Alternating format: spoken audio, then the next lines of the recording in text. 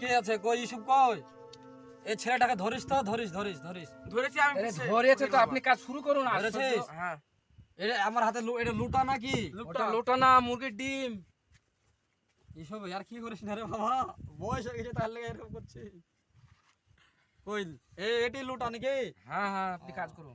ওরে বাবারে, ঘাড়ে দাগ বসে গেছে। এইসব তুই ভুলে গেছিস নাকি রে? ঝোলাটা আজকে অনেকগুলো চাল পেয়েছি রে, আজকে কাদিনী শহরে গেছিলাম, তুই আমাকে ফেলে দিয়ে চলে গেলি। কাদিনী শহর থেকে বহুত চাল দিলে থোকানো তো।